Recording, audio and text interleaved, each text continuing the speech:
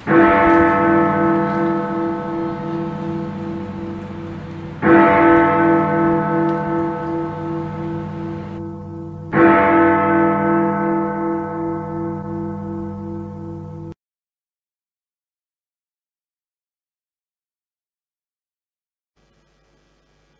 kita berjumpa kembali di dalam ibadah firman dan doa. Kita sama-sama akan masuk di dalam kesatuan hati. Kita akan sama-sama berdoa untuk beberapa pokok doa. Kita akan juga mendengar firman Tuhan. Nah, saudara-saudara, terlebih dahulu sebelum kita akan memulai ibadah ini, saya memberikan waktu kepada saudara-saudara untuk mengambil waktu teduh di hadapan Tuhan. Kita sama-sama bersyukur di hadapan Tuhan bagaimana Tuhan terus memimpin kita selama hari lepas hari, minggu demi minggu.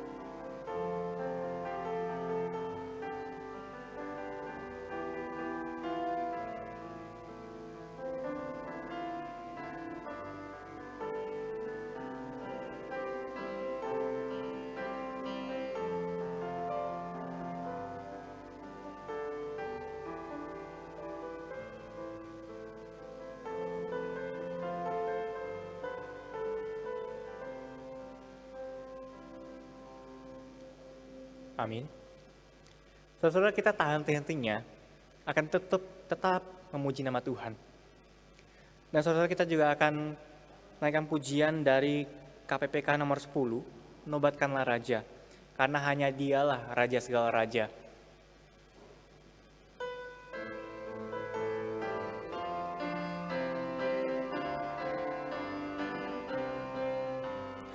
Nobatkanlah Raja, domba di tahtanya, dengarlah suara pujian berkumandang lebar.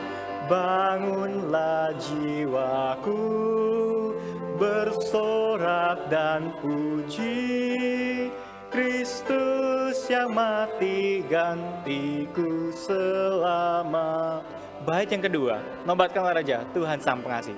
Nobatkanlah Raja, Tuhan Sang Pengasih. Tanda luka paku tombak dan kasihnya, malaikat di sorga tak dapat lukiskan keajaiban ajaib ini serta rahasia. Intro dan kita akan masuk bait yang ketiga.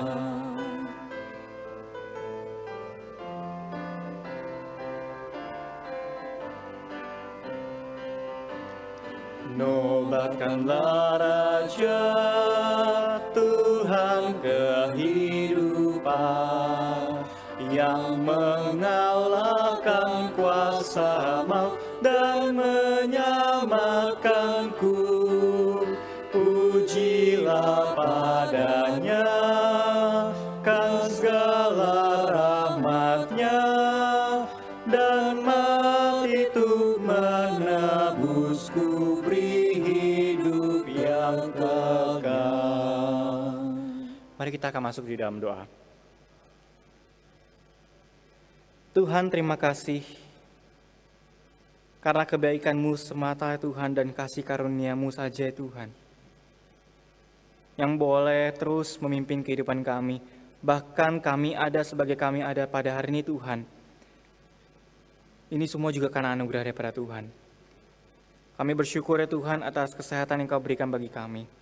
Baik kami yang di dalam keadaan sakit maupun dalam keadaan sehat ya Tuhan. Biarlah kami boleh tetap meninggikan dan memuji nama Tuhan, dan kami boleh tetap bersyukur pada Engkau. Ya Tuhan, pada saat ini juga kami akan menaikkan beberapa pokok doa. Tapi terlebih dahulu pada hari ini Tuhan, Sebelum kami lebih jauh lagi dalam penyembahan dan menghadap Engkau Tuhan, mohon Engkau menyucikan dan menguduskan hati kami, sehingga kami boleh sungguh-sungguh boleh datang di hadapan Engkau dengan hati kami yang bersih ya Tuhan. Ya Tuhan, ampunilah kami bila kami senantiasa melukai hati Tuhan. Setiap hari Engkau terus menunjukkan kasih setia-Mu pada kami Tuhan. Tetapi yang ada kami menunjukkan kami yang tidak setia di hadapan Engkau. Bahkan kami adalah orang-orang yang mendua di hadapan Engkau Tuhan. Ampuni kami. Dan biarlah pada hari ini Tuhan kami boleh kembali di dalam perenungan kami. Kami pun boleh kembali dalam waktu hening untuk mendengarkan firman Tuhan dan boleh hanya duduk diam mendengar firman-Mu saja.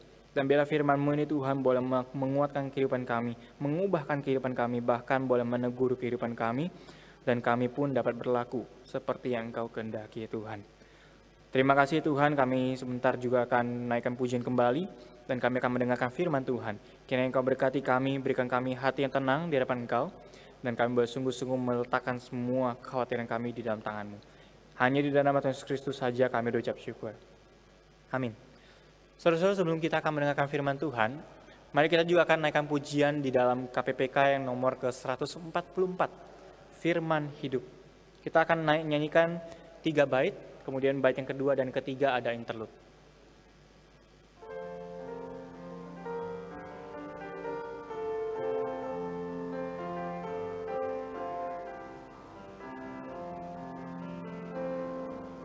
Firman halik semesta, ajar firman hidup yang mengasuh makhluknya, ajar firman hidup,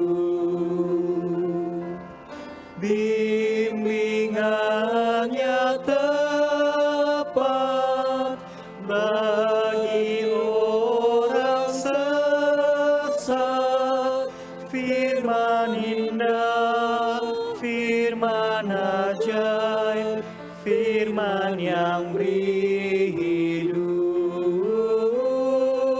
firman indah, firman ajaib, firman yang beri. Bait yang kedua, firman Putra Mulia, ajaib firman hidup. Firman Putra Mulia, ajaib firman hidup, menyampaikan kurnia, ajaib firman hidup. Oleh darah kudus, dosamu ditebus, firman indah, firman ajaib, firman yang beri hidup, firman indah, firman ajaib, firman yang beri hidup.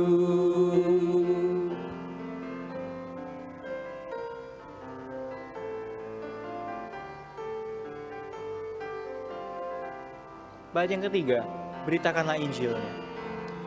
Beritakanlah Injilnya, ajaib firman hidup, yang beri damai sentosa, ajaib firman hidup. Yesus Kristus Tuhan, yang beri pengharapan,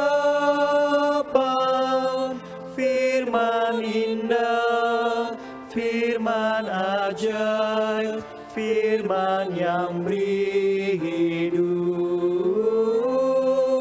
firman indah, firman ajaib, firman yang beri hidup. Kita akan mendengar firman Tuhan yang akan dibawakan oleh Pendeta Andi Gunawan. Mari sama-sama kita akan mendengarkan. Shalom Bapak Ibu Saudara sekalian, selamat malam. Tapi saya rekaman hari ini siang, jadi saya bingung mau selamat malam atau selamat siang ya.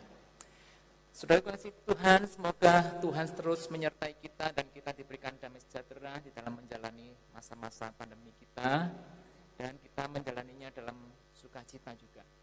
Dan sebelum kita membaca merenungkan firman Tuhan, mari kita berdoa. Berkatilah kami dengan firman-Mu Tuhan, supaya di dalam masa-masa pandemi ini kami tetap menemukan Tuhan, menemukan spiritualitas kami, dan kami mengalami pertumbuhan dengan cara yang berbeda dari masa-masa sebelumnya. Khususnya ketika kami membaca dan merenungkan firman Tuhan, kiranya ini sungguh bisa memperkaya kami, membuat kami lebih mengenal Tuhan dan firman-Nya. Berkati kami Tuhan, kami berdoa dalam nama Tuhan Yesus. Amin. Jemaat yang kasih Tuhan, saya akan membaca dari satu bagian firman Tuhan di dalam Kejadian pasal 12 ayat 1 hingga ayat keempat, demikian. Berfirmanlah Tuhan kepada Abram, pergilah dari negerimu dan dari sanak saudaramu dan dari rumah bapamu ini ke negeri yang akan kutunjukkan kepadamu. Aku akan membuat engkau menjadi bangsa yang besar dan memberkati engkau, serta membuat namamu masyhur, dan engkau akan menjadi berkat. Aku akan memberkati orang-orang yang memberkati engkau, dan mengutuk orang-orang yang mengutuk engkau, dan olehmu semua kaum di muka bumi akan mendapat berkat. Nah, demikian pembacaan firman Tuhan yang berbahagia adalah setiap kita yang membaca dan merenungkannya dalam kehidupan sehari-hari.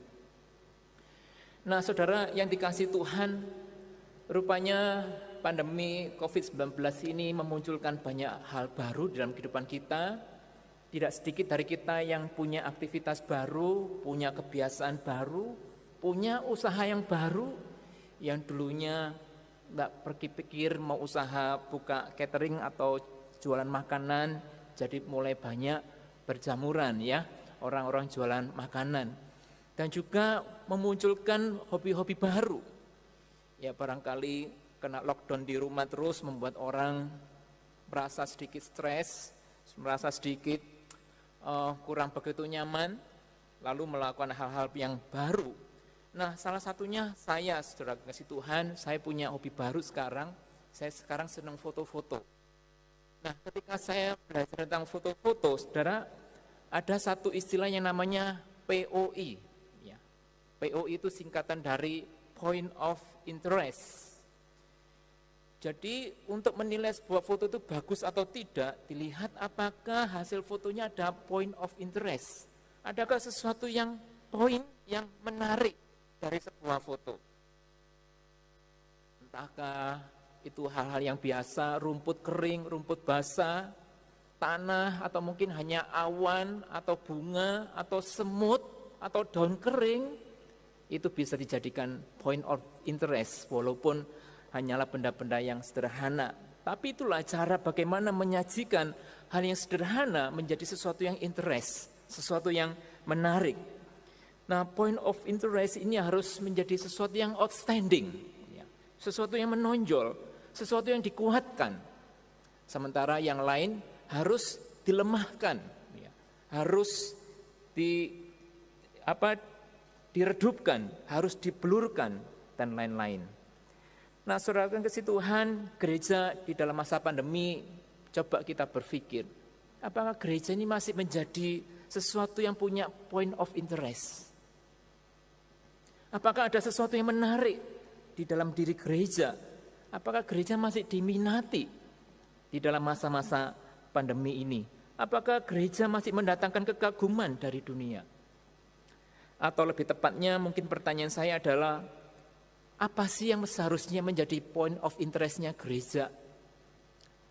Saudara, beberapa kali saya mengikuti webinar, dan salah satunya yang menarik adalah gereja sudah mulai saatnya untuk mulai memikirkan sebenarnya apa sih yang menjadi substansi atau esensi dari gereja, sehingga gereja yang mengerjakan itu dan menumpulkan atau melemahkan atau meredupkan bagian-bagian yang sebenarnya enggak esensi.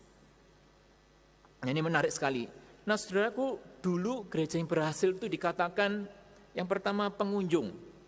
Kalau pengunjungnya banyak, berarti gerejanya berhasil. Tapi sekarang pandemi, pengunjung gereja hanyalah orang-orang yang datang rekaman, saudara. Atau yang bersih-bersih. Dulu gereja yang berhasil dilihat dari bangunannya. Wah, bangunannya besar, ya. Bikin bangunan lagi, renovasi lagi, upgrade lagi. Tetapi sekarang bangunan berdebu, dingin, dan hanya dibersihkan seperlunya. Dulu gereja yang berhasil dikatakan uangnya banyak. Nah, sekarang gereja-gereja uangnya seret semua. Bukan karena orang nggak bisa datang ke gereja yang membuat keuangan seret, tapi karena jemaat sendiri juga kehidupan finansialnya mengalami penurunan. Nah, saudara kasih Tuhan, makanya tema saya hari ini adalah, saya berikan tema pergi ke gereja adalah bergereja, ya tanda tanya. Apakah pergi ke gereja adalah bergereja? Di dalam kondisi seperti sekarang ini ada waktunya dan sudah waktunya kita sebagai gereja mulai reshaping atau menajamkan apa yang menjadi substansi atau point of interest dari gereja. Kalau ada yang ditajamkan, berarti ada yang ditumpulkan. Kalau ada yang dikuatkan, berarti ada yang harus dilemahkan. Itulah logikanya. Nah, pandemi COVID-19 ini adalah sebuah refleksi sebenarnya buat gereja. Apa sih yang perlu ditajamkan dari sebuah gereja? Dan apa yang sebenarnya malah harus kita tumpulkan? Pandemi COVID-19 ini bisa kita lihat sebagai sebuah interupsi. Interupsi itu artinya, wah gereja biasanya normalnya begini, persekutuan doa normalnya begini, PA begini. Lalu interupsi artinya ada selingan seperti iklan. Ya, nanti iklan selesai, ya kembali lagi seperti normal. Itu interupsi. Maka kalau kita melihat COVID-19 ini sebagai interupsi, maka semangat kita biasanya adalah bagaimana supaya gereja kembali normal secepat-cepatnya, seperti dulu lagi. Ya, seperti yang pada masa pra-pandemi. Tapi kalau pandemi ini kita lihat sebagai disrupsi, ya, sebagai disrupsi, itu adalah sebagai pembelok, ya, pembelok atau perubah. Maka spirit kita, suatu hari ketika kita reopening gereja, spiritnya adalah gereja pasca pandemi harusnya berbeda dengan pra-pandemi. Harusnya ada yang dulunya enggak ditajamkan, sekarang ditajamkan. Yang dulunya terlalu ditajamkan, sekarang waktunya ditumpulkan. Nah, itu ada sesuatu perubahan. Nah, maka pandemi ini disebut sebagai disrupsi. Nah, saudara melihat pandemi ini sebagai interupsi atau disrupsi buat gereja. Nah, itu kembali kepada saudara masing-masing. Nah, saya juga melihat bahwa pandemi COVID-19 ini merupakan sebuah sabat bagi gereja. Kita mulai stop dengan banyaknya kegiatan. Tapi saya pikir-pikir malah kegiatan kadang-kadang malah lebih banyak ya. Cuma enggak dikadakan secara fisik tapi secara online. Tapi sudah saatnya juga sebenarnya COVID-19 ini menjadi stop bagi kita untuk melakukan sabat bagi gereja. Stop dengan banjirnya pengeluaran sana-sini, stop dengan pembangunan gereja sana-sini. Sudah saatnya gereja ini kemudian melambatkan temponya. Terlalu cepat melaju, terlalu cepat. Dan sebenarnya sudah saatnya kita itu sebenarnya berhenti menggergaji. Lalu gergajinya kita asah dulu deh, supaya kita menggergaji dengan lebih efisien. Berhenti menggergaji, tetapi mengasah gergaji. Nah, belakangan ini wacana tentang opening gereja, reopening gereja itu sangat besar. Ya, tekanan dari berbagai pihak, berbagai orang, jemaat ingin kembali bergereja. Tapi saudara, mari kita pikirkan ketika kita kembali mau membuka pintu gereja, taruhannya besar sekali. Mengapa saya mengatakan taruhannya besar? Coba saudara lihat deh di berita, dimanapun juga di media. Angka dari kasus COVID-19 ini tidak mengalami penurunan, tidak stagnan, malah naik. Ya, saat saya rekaman ini beberapa hari sebelumnya, 2-3 hari itu mencapai rekor yang tertinggi di Indonesia. Jadi mengapa kemudian gereja punya wacana atau desakan untuk reopening? Taruhannya besar. pertaruhannya besar. Nah itu mesti kita pikirkan kalau kemudian saudara ingin kembali bergereja. Kalau taruhannya besar seperti itu, maka alasannya harus besar.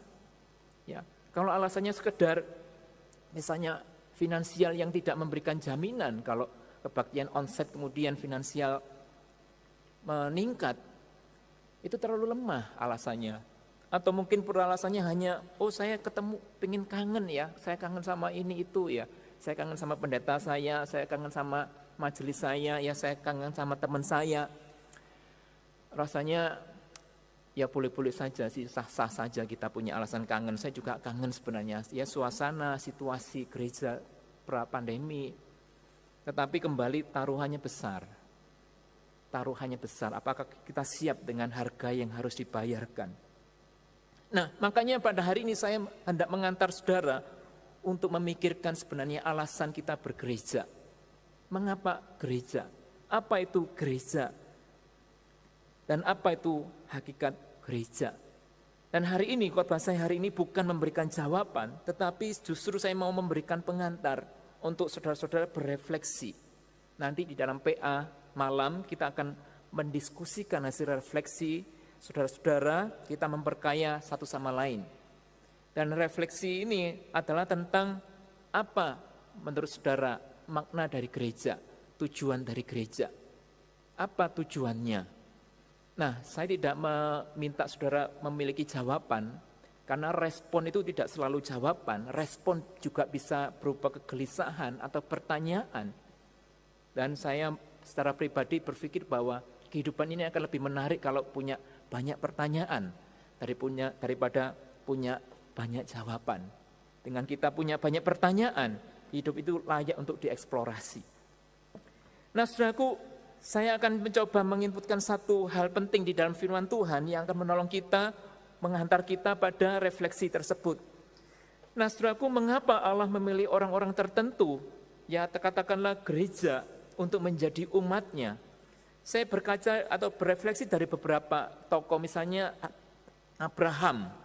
Kisah Abraham di dalam Kejadian 12 ayat 1 sampai 4 itu barangkali kita pernah mendengar penekanan pada Abraham dipanggil oleh Tuhan keluar dari negerinya, meninggalin bapaknya, ninggalin orang tuanya, ninggalin sanak saudaranya, lalu pergi. Ya, lalu juga kita mungkin menekankan di berkatnya. Tapi hari ini saya mau menekankan bahwa janji Tuhan kepada Abraham tidak berhenti pada pergilah dari negerimu, tidak berhenti pada memberkati engkau dan membuat namamu masyhur. Tetapi janji Tuhan kepada Abraham berlanjut pada, dan engkau akan menjadi berkat, dan olehmu semua bangsa, semua bangsa di muka bumi akan mendapat berkat. Nah, saudara lihat ya, jadi tidak berhenti pada, oh ya aku sudah terima berkat, tetapi untuk disalurkan. Nah, contohnya kelihatan sekali ketika Abraham dihadapkan dengan pemusnahan Sodom karena murka Tuhan atas Sodom. Abraham itu, saya katakan, pasang badan di hadapan Tuhan, hendak membela supaya Sodom itu tidak jadi dihancurkan. Nah, ini salah satu contoh bagaimana Abraham dipakai untuk menjadi berkat bagi bangsa lain.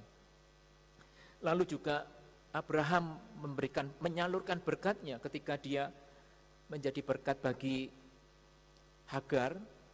Bagaimana Tuhan memberkati Hagar lalu anaknya Ismail, meskipun bukan anak yang dijanjikan, tetapi berkat Tuhan juga melimpah atas kehidupan Hagar, Ismail dan semua keturunannya.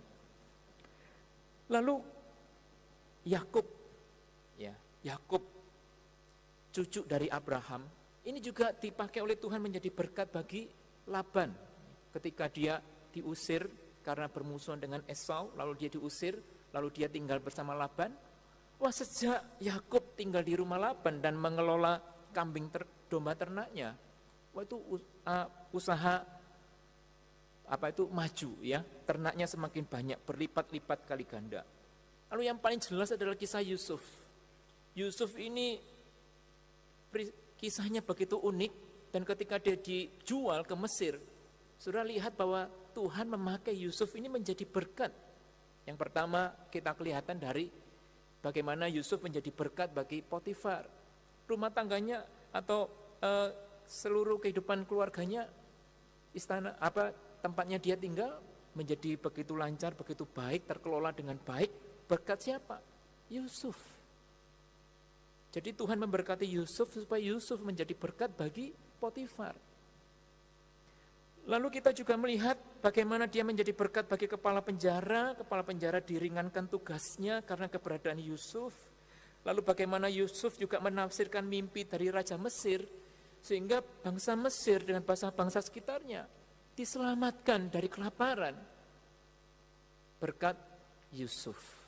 Jadi kita melihat bagaimana Yusuf ini dipakai menjadi berkat bagi bangsa-bangsa di sekitarnya. Nah, masih ada lagi misalnya kisah Daniel. Daniel meskipun dibuang ke negeri asing dan Tuhan memberkati Daniel, tapi nggak berhenti di situ. Tuhan memakai Daniel untuk menjadi berkat bahkan bagi seorang raja kafir bernama Raja Nebukadnezar dengan menafsirkan mimpinya, lalu dengan menyelamatkan Nebukadnezar dari kesombongannya. Nah, kita melihat itu sesuatu yang sangat indah. Lalu yang terakhir adalah kisah Pentakosta. Bagaimana selama ini murid-murid sebelum Pentakosta merasa nyaman dengan keberadaan Yesus sang guru, sang rabi. Ada apa-apa datang kepada sang rabi, pada Tuhan Yesus, ya, dekat dan selalu bersama-sama. Tapi setelah Pentakosta mereka menghadapi the new normal. Loh, aku memberkati kamu, nggak selesai di situ loh. Kamu harus lanjutkan. Maka ada kisah Rasul. Kisah Rasul bagaimana mereka melanjutkan. Ada tugas nih, ya. Ada tugas yang harus kalian kerjakan bagi bangsa-bangsa yang lain. Maka dikatakan, jadilah saksiku di Yerusalem, Yudea, Samaria, sampai ke ujung dunia. Nah, ini sesuatu yang sangat jelas sekali, bagaimana Tuhan mengutus murid-muridnya untuk menjadi berkat bagi orang-orang, termasuk sampai ke ujung dunia. Nah, saudara, saya mempelajari bahwa sebenarnya kasih Allah pertama-tama bukanlah untuk umat Tuhan sendiri. Bukanlah untuk gereja. Seringkali kita berpikir Allah mengasihi gereja atau orang percaya. Tapi saya mau mencoba memperkaya kita bahwa sebenarnya kasih Allah target utamanya itu bukan gereja, saudara, tapi dunia. Yesus mengatakan, aku datang bukan mencari orang benar, tapi orang berdosa. Aku cari orang yang sakit, bukan orang yang sehat. Aku mencari orang yang membutuhkan aku. Nah, saudaraku, kasih Allah pertama-tama bukanlah untuk gereja, tapi untuk dunia. Tetapi Allah memakai gereja untuk memberkati dunia. Nah, saudara, lihat ya, walaupun kelihatannya bedanya tipis, tapi ini cukup signifikan. Kasih Allah pertama-tama adalah untuk dunia. Misalnya Yohanes 3 ayat 16, kita sangat hafal ayat ini. Karena begitu besar kasih Allah akan dunia ini, maka dia mengutus anaknya. Supaya dunia tidak binasa. Karena dunia yang sedang bermasalah, maka Allah mengasihi dunia yang sedang bermasalah ini. Lalu Tuhan mengutus anaknya untuk menyelamatkan dunia ini. Dengan kata lain, Allah memakai gerejanya, saudaraku yang kasih Tuhan, agar dunia dapat bersekutu dengan Allah dan hidup dalam kasih Allah. Point of interest dari gereja itu bukan menerima berkat Tuhan. Bukan sekedar, oh ya, saya semakin diyakinkan saya setelah mati masuk surga. Kalau terus-menerus saudaraku yang kasih Tuhan, penekanan ajaran atau firman Tuhan gereja terus berbicara tentang bagaimana aku diyakinkan, bagaimana aku diselamatkan, bagaimana aku mendapat berkat. Nah, saudaraku, itu kita kehilangan fokusnya. Tidak berhenti di sana. Dengan jelas Tuhan mengatakan, Alkitab mengatakan kita diberkati supaya kita memberkati orang lain. Target cinta Tuhan adalah dunia. Bagaimana kita menjadi saluran buat dunia supaya dunia bisa mencicipi Tuhan, merasakan kasih Tuhan. Nah, saudaraku, sekarang menjadi tugas saudara untuk merenungkan. Ya, saudara punya waktu setelah saudara mendengarkan khotbah saya hari ini, dan nanti malam akan melanjutkan dengan PA, saudara punya waktu untuk merefleksikan. Nah, saudara coba refleksikan. Sebenarnya untuk apa gereja ini ada? Dan saya berharap saudara tidak mengcopy paste dari formula gereja atau formula-formula tertentu, tapi coba membuat sebuah pemikiran yang original, membuat sebuah pemikiran yang autentik. Iya ya, sebenarnya gereja ini ada untuk apa ya? Apakah sekedar supaya, udah ya saya sudah ngantongin tiket masuk surga, dan saya sudah anteng-anteng tenang-tenang ya sudah nunggu giliran, menunggu lonceng kematian, finish sampai di situ? Atau ada sesuatu yang sebenarnya harus di reshaping, ditajamkan, yang selama ini mungkin kita lupakan atau kita abaikan. Nah, saudara kasih Tuhan, jika kita konsisten bahwa gereja adalah orangnya, bukan bangunannya, dan inilah saatnya saudaraku kasih Tuhan untuk melihat orangnya. Kita sebagai gereja, bukan gedung gereja sebagai gereja, tapi kita adalah sebagai gereja, kita sebagai orang-orangnya, kita sebagai komunitas orang percaya. Sebagaimana Abraham, Yakub, Yusuf, dan lain-lain tadi adalah gereja pada zaman dahulu dan dipakai oleh Tuhan menjadi berkat. Nah, sekarang coba pikirkan, bagaimana saudara tidak berhenti pada menerima kasih Tuhan, asik dengan mainan sendiri dengan kasih Tuhan, asik dengan hal-hal sendiri, tetapi bagaimana mulai melangkah keluar, jadi berkat. Nah, itu akan saudara, mari kita akan diskusikan di dalam PA pada malam hari ini. Nah, semoga Tuhan menolong kita di dalam kita membuat refleksi dan kembali, karena masa pandemi ini kita tidak tahu sampai kapan. Pakailah kesempatan ini untuk terus berefleksi, karena pemahaman kita tentang gereja itu bagi saya tidak pernah final. Kita akan terus seperti musafir yang terus melakukan perjalanan, ya. Dengan kita menghayati hidup ini seperti perjalanan yang tidak pernah finish, kecuali kita mati, ya. Dengan kita menghayati kehidupan seperti itu, maka kehidupan itu akan menjadi sebuah perjalanan yang menarik sekali, karena tidak pernah berhenti. Sebab kalau kita berhenti dan merasa sudah punya jawaban, udah mentok saudara, ya kita udah berhenti bertumbuh. Tapi kita harus terus bertumbuh, menggumulkan bersama dengan Tuhan dan dengan sesama kita. Nah, semoga bagian firman Tuhan ini bisa mengantar kita untuk kita berefleksi dengan teman-teman saudara kita dan juga secara pribadi. Mari kita berdoa meresponi firman Tuhan hari ini. Terima kasih Tuhan, bagian firman Tuhan ini, jikalau kemudian memberikan satu kegelisahan buat kami, biarlah ini menjadi sebuah sarana untuk kami meloncat di dalam tahap pertumbuhan berikutnya. Supaya kami punya sesuatu yang harus kami tajamkan. Pemahaman kami tentang gereja, penghayatan kami tentang gereja. Sehingga ketika suatu saat gereja kami, khususnya GKI Bungur ini kembali membuka pintu gereja, ada sesuatu yang baru, sesuatu yang baik, yang bisa ditingkatkan dari masa-masa yang lalu, yang ditajamkan, yang sungguh bisa menjadi gereja yang semakin diperkenan oleh Tuhan. Berkati setiap kami yang sudah mendengar dan juga diskusi kami setelah Virdo pada malam hari ini.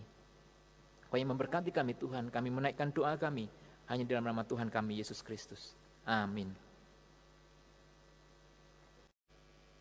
Saudara, setelah kita mendengar firman Tuhan, kita juga akan mengambil beberapa waktu. Saudara-saudara, boleh saya izinkan untuk mengambil waktu yang lebih baik, lebih hening di hadapan Tuhan. Kita sediakan lutut kita mau sama-sama akan masuk di dalam beberapa pokok doa. Kita akan mendoakan beberapa pokok-pokok doa. Untuk yang pertama, saudara-saudara, kita akan mendoakan untuk gereja kita, untuk gereja GKI Bungur ke depannya. Kita doakan untuk setiap hamba-hamba Tuhan, kita doakan untuk setiap majelis, aktivis, dan setiap jemaat-jemaat yang ada. Kita doakan agar mereka memiliki kesatuan hati untuk tetap melayani di gereja ini bagi pertumbuhan gereja ini. Dan kita juga doakan untuk gereja ini ke depannya yang akan melakukan ibadah kembali mungkin, tetapi juga di dalam masa-masa new era, new normal ini. Baiklah, kita boleh tetap mendoakan gereja kita untuk yang terbaik bagi kemuliaan nama Tuhan. Mari sama-sama kita akan masuk di dalam doa. Ya Tuhan, terima kasih ya Tuhan atas kebaikan-Mu di dalam gereja kami. Kami berdoa Tuhan secara khusus untuk gereja GKI Bungur ya Tuhan, untuk setiap hamba-hamba Tuhan, untuk setiap majelis, untuk setiap aktivis dan jemaat semuanya Tuhan. Boleh memiliki kesatuan hati di dalam Tuhan, boleh memiliki kesatuan tujuan, yaitu untuk memuliakan nama Tuhan. Dan juga ya Tuhan, Engkau pakai setiap anak-anak-Mu di tempat ini Tuhan, agar boleh membangun gereja-Mu Tuhan yang semakin hari semakin mempersaksikan Engkau Tuhan. Kami juga berdoa Tuhan, kiranya gereja ini Tuhan juga boleh menjadi berkat dan boleh menjadi saluran kasih ya Tuhan kepada lingkungan sekitar, sehingga menjadi dampak yang mereka boleh mengenal Engkau ya Tuhan sebagai Tuhan dan Juru Selamat. Kami berdoa juga ya Tuhan untuk gereja ini ke depannya, kiranya Engkau berkati ya Tuhan agar gereja ini boleh sungguh-sungguh dipakai untuk kemuliaan bagi nama Tuhan. Mengingat juga ya Tuhan masa-masa pandemi seperti ini, tapi kemudian ke depan ya Tuhan mungkin akan diizinkan kembali untuk beribadah. Kiranya Engkau juga mempersiapkan setiap anak-anak Tuhan yang akan boleh memiliki tanggung jawab untuk melaksanakan semua ini dengan baik. Kiranya Engkau berkati ya Tuhan, dan biarlah gereja ini boleh mengadakan kembali seperti semula ya Tuhan. Dan di dalam masa-masa new normal ya Tuhan yang mungkin tidak biasa bagi kami, tapi biarlah ini boleh kembali menjadi kami gunakan untuk kemuliaan nama Tuhan saja. Terima kasih Tuhan, inilah doa kami serahkan ke dalam tangan-Mu, hanya di dalam nama Tuhan Yesus Kristus saja. Amin. Yang kedua, saudara, kita juga akan doakan untuk orang-orang yang terdekat dengan kita, yang setiap hari kita lihat mukanya. Mungkin juga ada saudara-saudara yang bosan ya, tapi jangan bosan karena ini adalah keluarga kita sendiri. Kita doakan untuk orang tua kita, untuk papa mama, untuk kakak kita, adik kita, atau siapapun yang ada di dalam rumah kita, yang di dalam keluarga kita. Kita doakan mereka, kita doakan keluarga kita, doakan kekuatan dan kesehatan bagi mereka di dalam pekerjaan mereka juga, agar mereka boleh menjadi saksi bagi Kristus juga, dan kita doakan agar mereka boleh semakin hari semakin mencintai Tuhan. Mari kita sama-sama kita doakan. Ya Tuhan, kami juga berdoa secara khusus untuk keluarga kami yang pada hari ini tinggal bersama-sama dengan kami di dalam rumah kami Tuhan, yang setiap hari kami melihat mereka. Tapi di dalam masa-masa seperti ini Tuhan, yang mungkin membuat kami terkadang ada cekcok dengan keluarga kami, terkadang ada masalah dengan keluarga kami.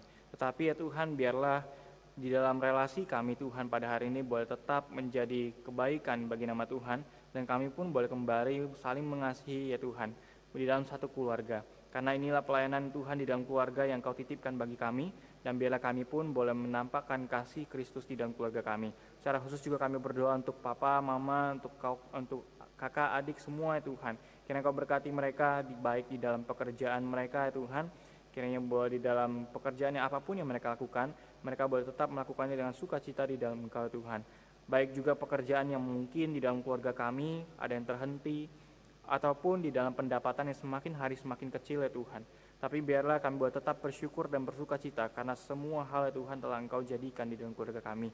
Kami berdoa juga Tuhan untuk setiap kakak adik kami ya Tuhan. Kiranya Engkau berkati mereka, berikan mereka kekuatan juga. Baik mereka yang ada di dalam studi, baik mereka masih ada di dalam pekerjaan juga ya Tuhan. Tapi biarlah mereka boleh bersyukur pada Engkau, dan mereka boleh tetap bersukacita dalam Engkau. Terima kasih Tuhan, pakai keluarga kami nih Tuhan, untuk dapat tetap menunjukkan kasih Kristus di dalam lingkungan kami, bahkan di lingkungan sekitar kami Tuhan.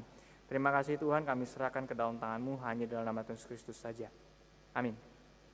Saudara-saudara, kita juga akan berdoa untuk pokok doa yang ketiga. Kita akan doakan untuk masa-masa pandemi seperti ini yang mungkin sekarang sudah masuk di dalam masa-masa PSBB yang sudah peralihan. Tapi kita juga akan doakan untuk setiap dokter-dokter yang masih ada di dalam rumah sakit untuk merawat setiap orang-orang yang akan di dalam penyakit COVID-19 ini, baik mereka yang langsung berhadapan dengan pasien-pasien, ataupun yang melakukan tes, ataupun yang merawat mereka. Mari kita doakan untuk setiap dokter-dokter yang boleh memberikan komitmen waktunya untuk setiap pasien-pasien yang boleh mengalami sakit corona ini. Mari sama-sama kita akan doa. Ya Tuhan, kita berdoa Tuhan untuk setiap dokter-dokter yang ada di dalam, khususnya di dunia ini Tuhan. Siapapun mereka Tuhan yang boleh mendedikasikan waktunya mereka untuk merawat setiap orang-orang yang terjangkit penyakit COVID-19 ini Tuhan. Kami tahu ini tidak mudah Tuhan, karena ini adalah pekerjaan yang sangat beresiko ya Tuhan. Tapi kiranya Tuhan Engkau berikan mereka hati yang sungguh-sungguh Tuhan mau merawat setiap orang-orang, boleh memiliki waktu yang dipakai sungguh-sungguh ya Tuhan untuk setiap orang-orang yang memerlukan bantuan ya Tuhan. Kiranya Engkau berikan mereka juga ketekunan, kesabaran untuk boleh merawat setiap orang-orang. Kami juga berdoa secara khusus ya Tuhan untuk anak-anak Tuhan yang boleh berbagian di dalam kedokteran ini Tuhan. Kiranya Engkau boleh menunjukkan mereka juga rasa belas kasihan kepada mereka ya Tuhan. Sehingga mereka pun boleh menunjukkan kepada setiap orang-orang di luar sana, kepada setiap pasien-pasien ya Tuhan, bahwa ada Tuhan di dalam kehidupan mereka, bahwa ada belas kasihan Tuhan yang boleh ada di dalam kehidupan mereka. Bahkan di masa-masa mungkin mereka yang mengalami bukan hanya sakit fisik secara corona ya Tuhan, tapi mungkin mental mereka ya Tuhan boleh menjadi terganggu. Tapi kiranya juga Tuhan di dalam masa-masa mereka seperti ini Tuhan, mereka boleh juga melihat Engkau lewat setiap anak-anak Tuhan yang boleh merawat mereka. Terima kasih Tuhan, kami serahkan ke dalam tangan-Mu dan berikan mereka kekuatan Tuhan untuk setiap dokter-dokter yang ada. Berikan mereka kesehatan ya Tuhan, untuk dapat tetap setia untuk melayani setiap pasien-pasien yang ada. Terima kasih Tuhan, kami serahkan ke dalam tangan-Mu hanya dalam nama Tuhan Yesus Kristus saja. Amin. Yang terakhir, saudara, kita juga akan doakan untuk setiap pemerintahan kita. Kita tahu bahwa menjadi pemerintah tidak gampang, karena banyak sekali yang mungkin protes bagaimana pemerintah bekerja, tapi kita tahu bahwa pemerintah sudah bekerja dengan baik. Dan kita juga akan doakan untuk mereka, agar Tuhan tetap memberikan mereka hikmat. Secara khusus juga kita doakan untuk setiap anak-anak Tuhan yang berbagian di dalam kepemerintahan, dan kiranya mereka juga boleh mempersaksikan Tuhan di dalam kehidupan mereka. Mari sama-sama kita akan masuk di dalam doa. Ya Tuhan, kami juga berdoa secara khusus ya Tuhan untuk pemerintahan kami, secara khusus untuk negara Indonesia ini Tuhan. Kau berkati setiap presiden ya Tuhan sampai kepada RT RW yang boleh berbagian di dalam pemerintahan ini. Kiranya Engkau berkati mereka, berikan mereka hikmat ya Tuhan. Karena di dalam masa-masa seperti ini kami tahu ya Tuhan ini tidak mudah. Banyak sekali yang mungkin sudah putus harapan ya Tuhan. Banyak sekali yang mungkin sudah risau melihat keadaan seperti ini, bahkan cenderung menyalahkan keadaan sana sini Tuhan. Tapi biarlah damai sejahtera daripada Engkau sendiri Tuhan boleh tetap menenangkan setiap kami di tempat ini, dan kami boleh tetap berharap pada Engkau. Secara khusus ya Tuhan, kiranya Engkau berikan kekuatan kepada setiap pemerintahan, berikan mereka hikmat untuk dapat mengatur segala yang ada. Setiap warga negara Indonesia juga ini Tuhan, secara khusus berikan mereka hikmat ya Tuhan, agar mereka pun boleh tahu bagian yang sesungguhnya harus kita lakukan sebagai rakyat Indonesia ya Tuhan, untuk mendukung setiap pemerintahan yang ada. Terima kasih Tuhan, kami juga berdoa secara khusus untuk anak-anak Tuhan yang duduk dalam kursi pemerintahan. Kiranya ya Tuhan, mereka boleh dengan takut akan Tuhan tetap boleh mengelola negeri ini. Berikan mereka iman yang kuat ya Tuhan, sehingga mereka tidak dapat diombang-ambingkan oleh setiap hal-hal yang lain, tapi mereka boleh sungguh-sungguh ya Tuhan, mempercayakan segalanya ke dalam tangan-Mu. Dan di dalam pekerjaan mereka di dalam kursi pemerintahan ini pun mereka boleh menjadi saksi Kristus kepada setiap rekan-rekan kerja mereka, bahkan di dalam pemerintahan. Terima kasih Tuhan, ini adalah doa kami serahkan ke dalam tangan-Mu hanya dalam nama Tuhan Yesus Kristus saja. Amin. Untuk doa penutup, saya akan meminta untuk pendeta Andi Gunawan untuk menutup kita di dalam doa.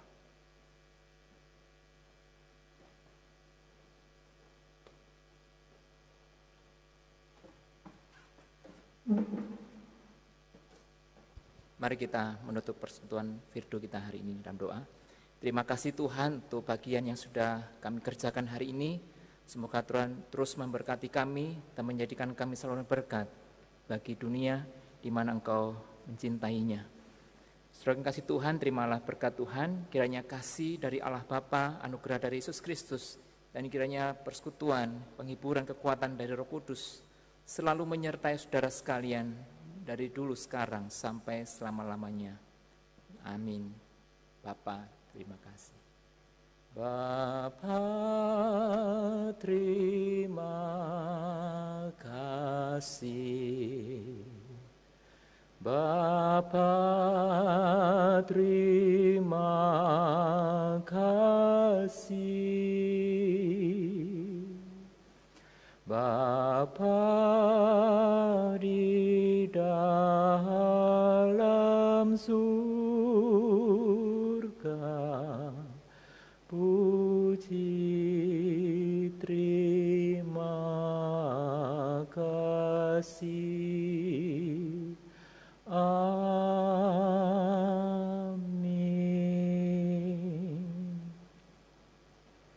Firdo selesai, Tuhan Yesus memberkati kita. Amin.